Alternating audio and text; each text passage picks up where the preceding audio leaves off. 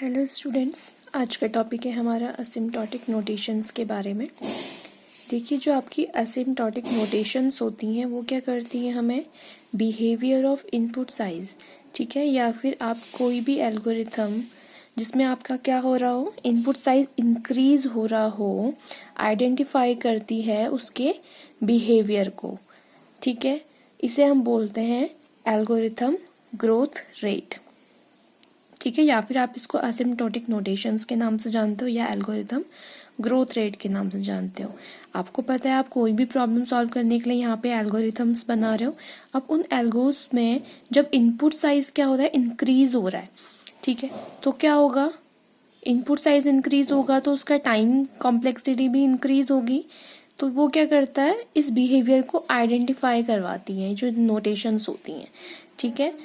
अब asymptotic notations आपकी represent करती हैं ग्रोथ ऑफ एनी एल्गोरिथम, ठीक है, ये मैंने आपको बता दिया।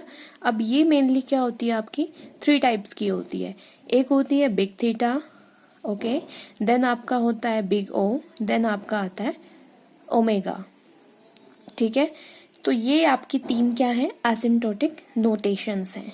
अब इसमें जो क्या है, आपका बिग ओमेगा है, ओमेगा आपका बेस्ट केस दिखाता है, बिग ओ आपका वर्स्ट केस दिखाता है, और थीटा आपका एवरेज केस दिखाता है, ठीक है। तो सबसे पहले हम पढ़ेंगे आपका बेस्ट केस क्या होता है। देखिए, बेस्ट केस में आपका क्या होता है, minimum time taken by an algorithm to solve a problem. कोई भी एल्गोरिथम आपका क्या कर रही है, जब कम से कम टाइम में सॉल्व हो जा रही है, मिनिमम टाइम ले रही है, तो उसे हम क्या बोलेंगे, बेस्ट सॉल्यूशन है हमारा। तो वो हमारा क्या होता है, बेस्ट केस होता है, ठीक है। आइए इस केस में देखते हैं कि आपका क्या होता है। देखिए, मैंने यहाँ पे एक डायग्राम बनाया है, एक ग्राफ है आपका। तो इसमें आपका एक फंक्शन है, ये फंक्शन आपका क्या है, जो आपको गिवन टाइम है कि इस टाइम पे आपको सॉल्व हो रही है आपकी जो प्रॉब्लम है, ठीक है। अब इसमें टी आपका यहाँ पे टाइम कॉम्प्लेक्सिटी दिखा रहा है और एन आपके नंबर ऑफ इनपुट है, ठीक है। अब हमने एक ये फंक्शन लिया, अब ये बेस्ट केस की बात हो रही है, तो मैं क्या चाह रही हूँ, हम चाह रहे हैं कि हमारा क्या हो, बेस्ट केस, यानी कि इस फंक्शन से भी कम टाइम पे, कितने कम टाइम पे ये सॉल्व हो सकता है। ये तो हमारा गिवन टाइम है, ये हमारा क्या है, जो हमने एक ले लिया कि इस टाइम पे क्या है, बेस्ट केस हो रहा है, ठीक है। ये गिवन है और ये हम बोल रहे हैं कि इस टाइम पे हमारा सॉल्व हो रहा है, तो हम इसे क्या कहते हैं, बेस्ट केस बोलेंगे, ठीक है, कि कितने कम टाइम पे, कम से कम कितने टाइम पे मैं ये प्रॉब्लम सॉल्व कर सकती हूँ। तो मैंने एक क्या ले लिया, जी ऑफ एन ले लिया और एक कांस्टेंट वैल्यू ले लिया उसके साथ। अब देखिए, ये आपका क्या है, बेस्ट केस है, और ये इसको हम लोअर बाउंड के नाम से भी जानते हैं, ठीक है। अब इसमें क्या होता है, बेस्ट केस मैं ले रही हूँ तो मैं जरूरी है कि मैं क्या करूँ, इससे नियरेस्ट वैल्यू लूँ, ठीक है, नियरेस्ट ही लूँ, ऐसा नहीं कि बहुत नीचे जाके ले रही हूँ, फिर उसमें क्या होता है, बहुत लंबी कैलकुलेशन आपकी हो जाती है, ठीक है। तो हम क्या कह रहे हैं, नियरेस्ट वैल्यू लेते हैं बेस्ट केस के लिए, यानी कि एटलीस्ट की बात हो रही है, ठीक है। अब आपका देखिए, इसमें जो एफ ऑफ एन है, ये आपको दिख रहा है कि ये इससे क्या है, बड़ा है, ठीक है, ग्रेट है, इसमें टाइम ज़्यादा है और इसमें कम है। तो हम इसको ऐसे भी लिख सकते हैं, फंक्शन इज ग्रेटर और equal to C of G N, ठीक है। आपका जी ऑफ एन आपका आ जाएगा, कांस्टेंट वैल्यू आपकी यहाँ पे पुट हो जाएगी। तो ये आपका ओमेगा होता है, ठीक है। इसको हम ओमेगा से दिखाते हैं। आपका जब बेस्ट केस में पूछा जाएगा कि आपकी क्या है, आपका बेस्ट केस क्या है, यानी कि बेस्ट केस कॉम्प्लेक्सिटी क्या है, तो ओमेगा की फॉर्म में वो आप उसको शो करते हो। अब एक आपका लिटिल ओमेगा भी होता है। लिटिल ओमेगा और बिग ओमेगा में फर्क सिर्फ इतना ही है कि जैसे इसमें फंक्शन आपका ग्रेटर और equal to C G of N है, इसमें आपका क्या होता है, इक्वल टू नहीं लगता है लिटिल ओमेगा में, बाकी सारी कंडीशन एंड टर्म्स सेम है, ठीक है। अब नेक्स्ट हम देखते हैं, वेरी इंपॉर्टेंट है ये आपका, बहुत ज़्यादा आपको हर केस में आपको वर्स्ट केस ही पूछा जाता है। कोई भी आपकी शॉर्टिंग हो या कोई एल्गोरिथम है, कोई प्रॉब्लम है, उसमें सबसे आपसे यही पूछा जाएगा कि इसकी वर्स्ट केस कॉम्प्लेक्सिटी क्या है, क्योंकि वर्स्ट केस कॉम्प्लेक्सिटी जब आप निकाल लेते हो तो उससे क्या होता है, आपका एवरेज और बेस्ट निकालना बहुत ईजी हो जाता है, ठीक है। अब देखिए, ये ग्राफ है। अब हमारा वर्स्ट केस में क्या है, जो हमें गिवन फंक्शन है एफ ऑफ एन, ठीक है। अब जो यहाँ पे जी ऑफ एन है आपका, ये क्या है, यहाँ पे आप सी लगा भी सकते हो, नहीं भी लगा सकते हो, ठीक है सी, बट हमें यहाँ पे जब हमें कैलकुलेशन करने को मिलती है तो हम एक कांस्टेंट वैल्यू से इसको इनटू करते हैं। अब देखिए आपका क्या है, ये क्या है, वर्स्ट केस, यानी कि ये तो हमें गिवन है। अब इससे भी ज़्यादा वर्स्ट केस क्या हो सकता है, यानी कि कितना ज़्यादा टाइम ये ले सकता है, वो हमने एक फंक्शन ले लिया, ठीक है। अब इसको हम बोलते हैं अपर बाउंड या एट मोस्ट, और इसको हम बोलते हैं लीस्ट वैल्यू, ठीक है। यहाँ पे भी लीस्ट का नाम आ रहा है, क्यों आ रहा है, क्योंकि आपका क्या है, इसमें भी जैसे हमने क्या किया था ओमेगा वाले में हमने लिया था, इससे नियरेस्ट वैल्यू ही हमने ली है, हम ज़्यादा दूर नहीं गए हैं वैल्यू के लिए। ग्राफ मैंने बहुत ऊपर नहीं बनाया, इससे थोड़ा नियरेस्ट ही लेना है, ठीक है। तो इसमें भी मैंने क्या किया, एक नियरेस्ट ले लिया, इसलिए इसको लीस्ट लिखा है, ठीक है, एट मोस्ट लिखा है। अब ज़्यादा से ज़्यादा, एट मोस्ट मतलब आपका क्या है, कितना ज़्यादा वर्स्ट हो सकता है केस हमारा, या कितना ज़्यादा वो टाइम कॉम्प्लेक्सिटी आपकी हो सकती है। और इसमें हमने बेस्ट केस में एटलीस्ट हमने यूज़ किया, एटलीस्ट मतलब एटलीस्ट कम से कम कितना टाइम, ठीक है, लीस्ट मतलब कम से कम, मोस्ट मतलब ज़्यादा से ज़्यादा। तो अब इसमें मैं लिख सकती हूँ, अब इस फंक्शन को क्या करना है, in terms of G N लिखना है, इस in respect of G N हमने शो करना है, तो हमने इक्वल टू लगा लिया, ऑफ ओ लगा दिया, ठीक है, वर्स्ट केस के लिए ओ यूज़ होता है। अब क्या है, देखिए फंक्शन यहाँ पे दिख रहा है कि कम वैल्यू है सी जी एन से इसकी, तो इसको हमने स्मॉलर और इक्वल टू ये लिख लिया, ठीक है। अब ऐसे ही आपका लिटिल ओ होता है, लिटिल ओ में आपका क्या होता है, ये इक्वल का साइन नहीं होता है, बाकी सब सेम होता है, ठीक है। अब आपका जो वर्स्ट केस होता है आपको पता है, वही मैंने लिखा है कि maximum time taken by an algorithm to solve a problem, ज़्यादा से ज़्यादा कितना टाइम वो लेगा, ठीक है। ऐसे ही अब आपका आता है एवरेज केस, ठीक है। एवरेज केस को हम दिखाते हैं थीटा से।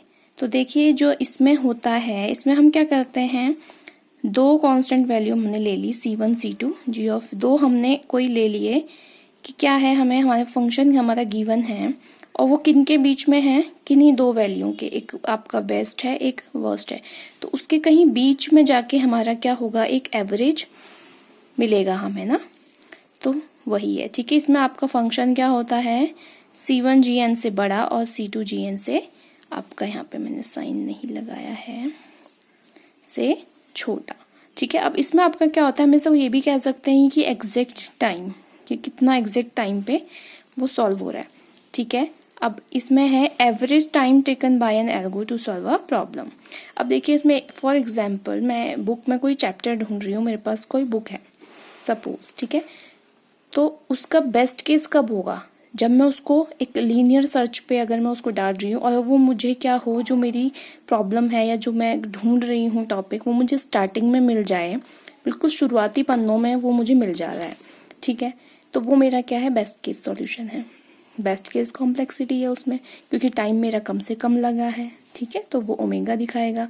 बट अगर कहीं वो मेरा सॉल्यूशन है, वो मुझे लास्ट में मिल रहा है, बिल्कुल लास्ट पेज में वो है, और मैं उसको लीनियर सर्च करे जा रही हूँ, वन बाय वन सर्च कर रही हूँ, तो वो मेरा क्या है, वर्स्ट केस कॉम्प्लेक्सिटी है, क्योंकि मेरा टाइम ज़्यादा टेकन हो रहा है, उसमें ज़्यादा टाइम ले रहा है वो, ठीक है, तो वो वर्स्ट केस है। अब ऐसा ही होता है आपका एवरेज केस में। एवरेज केस आपका क्या होता है, हम मिड ऑफ उसमें चलते हैं, ठीक है, मिड वैल्यू से लेना शुरू कर लेते हैं, ठीक है। जैसे आपने अभी आप पढ़ोगे कि बाइनरी सर्च क्या होता है, तो बाइनरी सर्च आपका क्या होता है, एवरेज केस की तरह काम कर रहा है, कि हम क्या कर रहे हैं, बीच में से सर्च करना शुरू कर रहे हैं, कॉपी के मैं 2 पार्ट्स कर दे रही हूँ और बीच में देख रही हूँ, ठीक है, और फिर लेफ्ट और राइट उसका सर्च करूंगी, अगर बीच में नहीं मिल रहा तो ये क्या होता है, आपका एवरेज केस सॉल्यूशंस होते हैं, ठीक है। अब एक एग्जांपल के थ्रू मैं आपको वर्स्ट केस समझा देती हूँ। देखिए सपोज हमारा एग्जाम्पल है वर्स्ट केस के लिए, ठीक है, मुझे फंक्शन गिवन होता है 2n² + n, ठीक है, ये आपको गिवन है और आपको निकालना है कि इसकी वर्स्ट केस कॉम्प्लेक्सिटी क्या होगी। अब आपको पता है वर्स्ट केस कॉम्प्लेक्सिटी में आपका क्या होता है, फंक्शन क्या होता है, smaller equal to C dot G of n होता है, ठीक है। तो मैंने यहाँ पे लिखा है we have to represent it in terms of O notations, क्योंकि वर्स्ट केस की बात हो रही है तो हम इसको ओ नोटेशन से दिखाएंगे। So I can write it as we know, ठीक है, मैं इसको ऐसे लिख सकती हूँ। अब आपका देखिए फंक्शन की जगह पे हमें ये गिवन है और यहाँ पे हमें इस n की वैल्यू हमें बतानी है जो इससे बड़ी हो। तो आप मुझे बताइए कि 2n² + n से बड़ा क्या होगा। अब एक n वैल्यू है, एक n स्क्वायर है। अब ये सबको पता है कि अगर मैं n इक्वल टू 2 रखती हूँ तो मेरा n स्क्वायर इसका दुगना ही होगा, 4 हो जाएगा। तो यहाँ पे एक चीज़ क्या आनी जरूरी है, n स्क्वायर, क्योंकि वो n से बड़ा है। n में नहीं लिख सकती क्योंकि n फिर क्या होगा, ये चीज़ आपकी प्रूफ नहीं हो सकती। ठीक है, तो हमें क्या करना है, यहाँ पे c ऑफ g की जगह मैं क्या लिख दूंगी, n स्क्वायर। ठीक है, तो अब आप देखिए क्या इसकी कॉम्प्लेक्सिटी आपको लग रही है कि n स्क्वायर होगी, या मतलब n स्क्वायर पे मैं कुछ वैल्यू रख दूं तो वो इससे बड़ा होगा? अभी नहीं होगा। क्यों? क्योंकि n स्क्वायर में क्या है, 2b इंटू है, और यहाँ पे बहुत बड़ी कैलकुलेशन है, और यहाँ ऑलरेडी एक n स्क्वायर है उसमें 2 इंटू है, और यहाँ पे सिर्फ n स्क्वायर है। तो हम इस कांस्टेंट की जगह अब ऐसी क्या वैल्यू रखें जो हमेशा वैल्यू हमारी इससे बड़ी आए। सपोज मैंने इसमें 2 रख दिया। ठीक है, तो अब मेरा ये क्या हो जाएगा, ग्रेटर और इक्वल टू आपका ये हो जाएगा 2gn स्क्वायर। अब 2n स्क्वायर ऑलरेडी हमारे पास यहाँ पे है और उसमें n ऐड हो रहा है, तो ये भी आपका क्या होगा, ये आपका क्या हो जाएगा, अभी भी इससे बड़ा। तो अब c की वैल्यू मुझे इस तरीके से रखनी है कि मेरे इस वैल्यू से ये हमेशा क्या हो, बड़ी हो, क्योंकि हम वर्स्ट केस की बात कर रहे हैं। Okay, sorry for the background noise, please ignore it. Okay, तो आपका देखिए अब आप क्या रखोगे, c इक्वल टू अगर मैं 3 रख दूँ तो 3n स्क्वायर मेरे पास आ जाएगा। अब ये हम चेक कर लेते हैं कि 2n plus n smaller than और इक्वल टू 3n स्क्वायर होगा, ये सही बैठेगा या नहीं बैठेगा। ठीक है, तो अब आपका देखिए अगर मैं n में कुछ भी रख दूँ, 1 से लेकर कुछ भी वैल्यू मैं रख रही हूँ, तो आपका क्या होता है, ये n आपका हमेशा, देखिए इससे पता चल रहा है अगर मैं 0 रख दूंगी तो दोनों 0 0 हो जाएंगे। तो अगर आपका मैं n हमेशा क्या होना चाहिए, यहाँ पे क्या होना चाहिए, ग्रेटर और इक्वल टू 1। ठीक है, क्योंकि हमें कुछ ना कुछ वैल्यू तो हमें चाहिए। ठीक है, अब अगर मैं 1 रख रही हूँ तो ये क्या हो रहा है, देखियो 2 1, ये हो जाएगा 2 प्लस 1, ये हो जाएगा 3। और यहाँ पे अगर मैं रखती हूँ ये सेम 1 मैं यहाँ पे रख रही हूँ, अगर सॉरी मैं पहले 1 रख के आपको दिखाती हूँ, तो ये हो जाएगा 1 का स्क्वायर प्लस 1, और ये हो जाएगा 3 1 का स्क्वायर। ठीक है, तो ये आपका यहाँ पे 3 हो जाएगा और ये 3 हो जाएगा, तो ये भी प्रूफ हो रहा है। अब आप देखिए अगर मैं रख देती हूँ 2 तो ये हो जाएगा 4 4 2 जा 8 प्लस 1 9। अब ये हो जाएगा 4 4 3 जा 12, तो n से 12 तो बड़ा है, तो हम क्या रख सकते हैं, c इक्वल टू यहाँ पे कांस्टेंट वैल्यू 3 ले सकते हैं, जो हमेशा प्रूफ करेगा कि ये इससे बड़ा है, यानी क्या दिखाएगा वो हमेशा हमें वर्स्ट केस टाइम कॉम्प्लेक्सिटी। ठीक है, थैंक यू स्टूडेंट्स। अगर आपको कोई भी डाउट हो या क्लियर ना हो आपका जो मैं आपको बता रही हूँ, या आपका टॉपिक क्लियर नहीं हो पा रहा है, तो आप मुझे कमेंट सेक्शन में पूछ सकते हैं, मैं इसमें फिर आपको मोर एग्जाम्पल से समझा दूंगी। ठीक है, थैंक यू स्टूडेंट्स।